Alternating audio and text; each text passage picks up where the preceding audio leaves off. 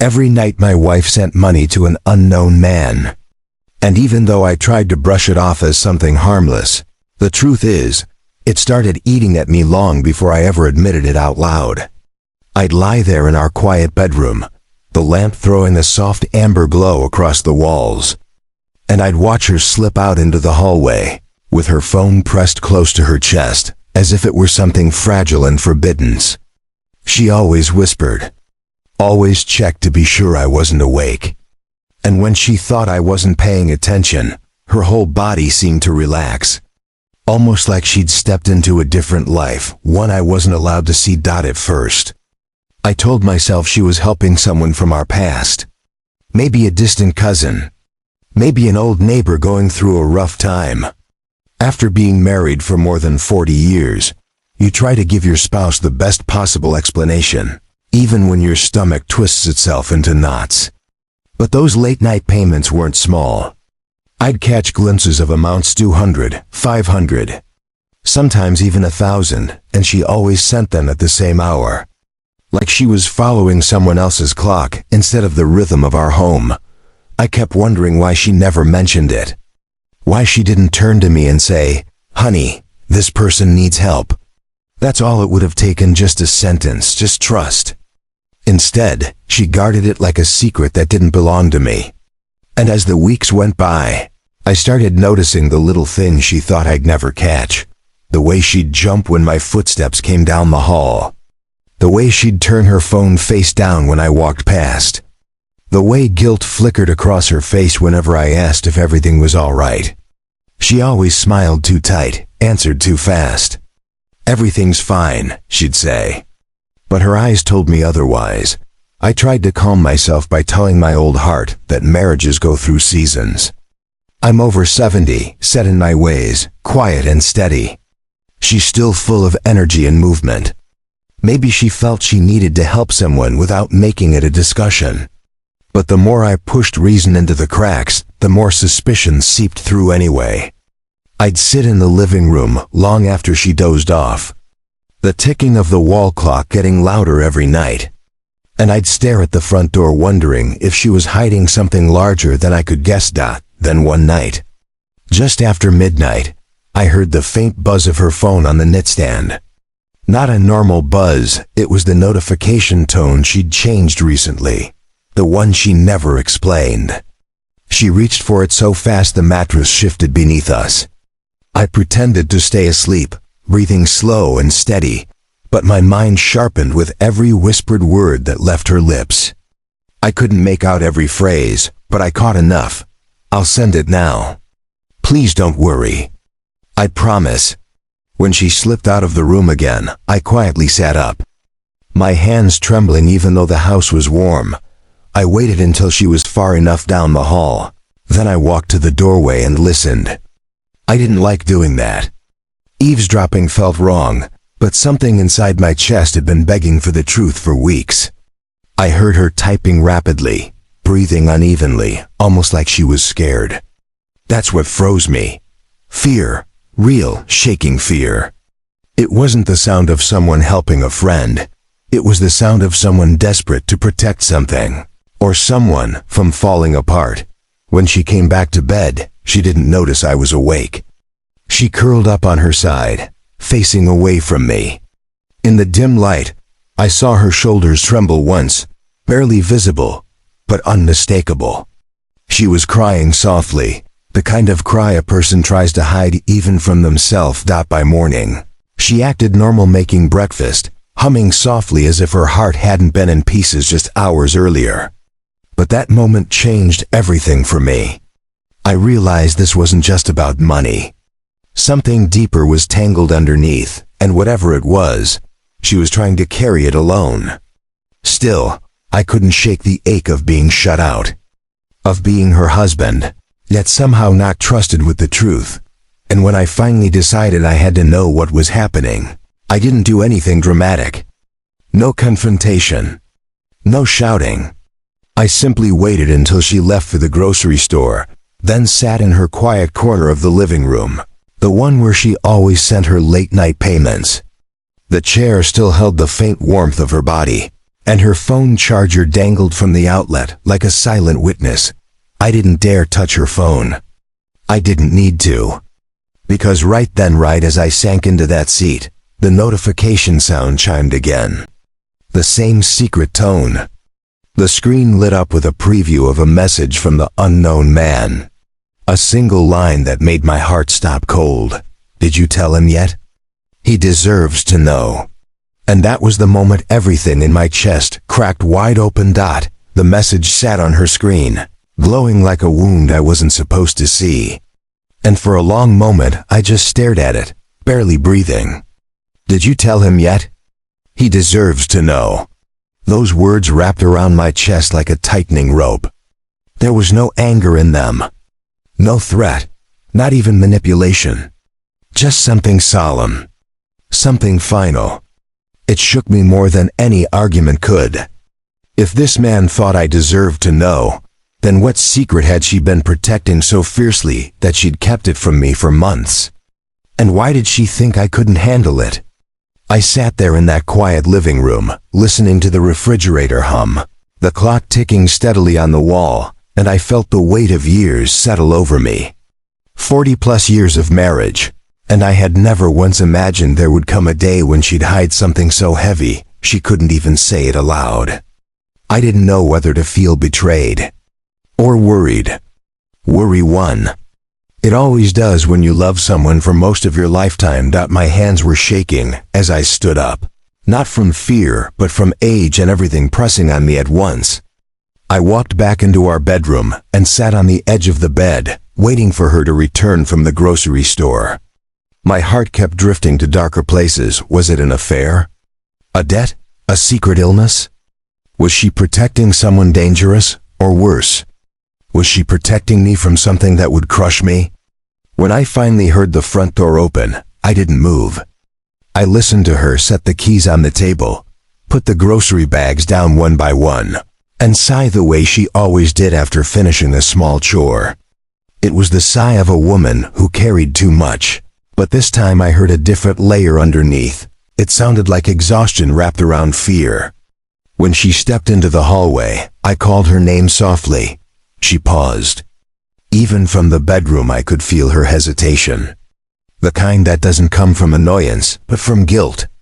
She walked in slowly, offering me a small smile that didn't reach her eyes. I asked her if she was tired. She nodded. I asked if she was okay. She said yes too quickly. And as she moved to unpack groceries, as if hoping to rush the moment away, something inside me finally gave out. I didn't confront her. I didn't raise my voice. I just asked, in the gentlest tone my old voice could manage, "Honey, what's going on? Who is that man you're sending money to every night?" The question stilled her completely. She didn't even turn around. She kept her back to me, her hands resting on a bag of apples like she'd forgotten what she was doing. And then, slowly, she sank into one of the dining chairs as though her legs couldn't hold her anymore. Her shoulders began to tremble, the first true crack in the armor she'd been wearing for months. When she finally looked up at me, her eyes were wet, frightened, and full of something I couldn't describe, something closer to grief than guilt. She opened her mouth to speak, but nothing came out. Her throat seized up. She tried again, swallowing hard, gripping the edge of the table like she needed something solid to anchor her.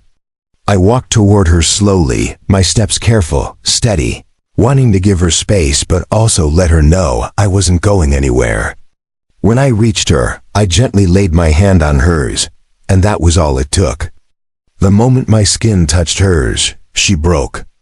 Not loudly, not with sobs, just quiet, shaking breaths that sounded like a person who'd been holding in a scream for far too long.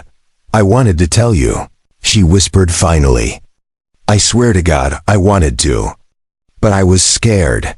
Her voice cracked on the last word. Scared.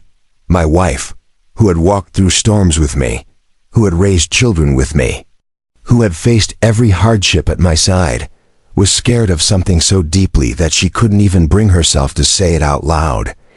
I asked her gently, "Scared of what?" She didn't answer right away. Instead, she reached for her phone, the same device she guarded every night like a lifeline. Her hands were trembling so badly she almost dropped it. She opened her messages with slow, shaky movements, then held the phone out to me with her eyes squeezed shut, as if she couldn't bear to watch me read whatever truth she'd been hiding. The screen showed a long message thread. Dozens of payments. Repeated phrases from the man, "I'm trying. It's almost ready. Tell him when you can." And then, near the bottom, the one that hit me hardest, "He deserves to hear it from you before anyone else." I didn't recognize the man's name. It wasn't a friend, a relative, or anyone from our past. I scrolled further, and that's when I noticed the timestamps. Every message had been sent after midnight, almost exactly at the same minute each time. It felt ritualistic, planned, like someone waiting for the dark to do what the daylight wouldn't allow. My heart hammered in my chest as I asked her again, softly, "Who is he?" Her lips trembled. She looked down, and then she whispered a name I hadn't heard in decades, long enough that it scraped something deep inside my memory, a place I'd kept sealed without even realizing it. I stared at her, stunned, as the air in the room seemed to thin, but she didn't stop there. Her voice shook as she continued, revealing the truth piece by piece, each sentence feeling like it pushed the floor farther from my feet. And the more she spoke, the more the world around me dimmed. Because what she told me wasn't just a secret. It was something that began 36 years ago and had been following us quietly, silently, waiting for the day it would finally step into the light. Her voice shook as she whispered the name again, and the sound of it pulled something buried deep inside my memory, like a locked door creaking open after decades of silence. I felt the air leave my chest as I stared at her, waiting for whatever came next. She wiped her eyes with the back of her hand, steadied herself, and finally lifted her gaze to mine. There was terror in her expression, but beneath it, there was a heartbreaking kind of relief. Relief that the secret she'd been dragging behind her for so long was finally too heavy to carry. She told me the truth didn't begin a few weeks ago, or even a few months. It began 36 years earlier, during a part of our marriage we almost never talked about, the months she spent away from home after the miscarriage. The months where grief had twisted her into someone she didn't recognize and left me helpless, unsure of how to reach her. The months when she disappeared into silence, and I didn't know how to follow her into it. She said she'd made a mistake during that time. A large one. A mistake she regretted every day since. She said she'd met someone who comforted her when she felt lost, someone who listened when she felt invisible, someone who promised her nothing but gave her something she couldn't forget. She closed her eyes as she said it, ashamed of the woman she'd been back then, the woman I never knew existed. I sat there frozen, my breath trapped somewhere between my ribs. I wasn't angry yet. That emotion hadn't reached me. I was still trying to understand whether I had ever truly known my wife at all. The woman sitting in front of me looked older than I'd ever seen her, like the weight of all those years had finally crushed her spine. She whispered that she'd broken it off quickly, that she'd come home to me because she loved me and because the guilt of what happened nearly destroyed her. But then she said the part that changed everything. The part that made something sharp twist inside my chest. She told me she got pregnant again shortly after returning home. And for 36 years she had lived with one silent question. Was our son truly mine? The room spun slowly, not violently, almost like the world was trying to break the news to me gently. She said she'd convinced herself he was mine, told herself that the timing was close enough. And as he grew up with my smile, my walk, my temper, she let herself believe it. She built our life on that belief. But deep down, the doubt never left her. It lived behind every birthday candle, every graduation speech, every photograph she framed on the wall. She carried that fear like a shadow behind her heart. I couldn't speak. My throat felt dry and tight. She pressed her hand to her mouth, trying to hold back another sob, then whispered that the man recently resurfaced. He'd been sick. Very sick. He didn't want money for himself. He wanted to leave something behind. Something for the man he believed might be his child. He didn't demand acknowledgement or time or forgiveness. He only asked for one final thing, the truth. She said she had been terrified to tell me because she didn't want to break our family. She didn't want to shatter the life we'd built. She didn't want to lose me to a mistake she'd made decades earlier. So she sent the money, not because he wanted payment, but because she wanted to provide for his treatment. She wanted to ease his suffering. She wanted to help him make peace before he died. When she finished speaking, she didn't look at me. She kept her head bowed like a child waiting for punishment. And I realized then that she had been living with this torment alone, not because she didn't trust me, but because she was terrified of what the truth would do to me. To us, to our son. I felt a strange ache spread through my chest. Not anger, not disappointment, not betrayal. It was something deeper. It was grief. Grief for the woman who had been hurting alone for decades. Grief for the man she'd helped in secrecy. Grief for myself for the years spent believing our life was untouched by something like this. I asked her why now. Why she decided to tell me now, after all this time. She said she didn't choose it. Circumstances forced her hand. The man had grown weaker. His messages had become more urgent. And the last one he sent, the one I accidentally saw earlier that day, was his final plea before he lost the strength to type again. She wasn't sending money anymore. Now she was preparing to meet him. Because he only had days left. And he wanted to speak to me too, not as a rival from the past, not as someone seeking closure, but as a dying man trying to make peace with the last piece of his life, still unresolved. The thought of meeting him made something cold settle in my stomach. But the thought of not meeting him made something heavier settle in my chest. Because what if after all these years, after all the moments I spent teaching my son to ride a bike, teaching him to drive, watching him take his first steps into adulthood, what if the truth I believed with all my heart wasn't the truth at all? I stood up slowly, pacing across the kitchen as my mind sifted through decades of memories.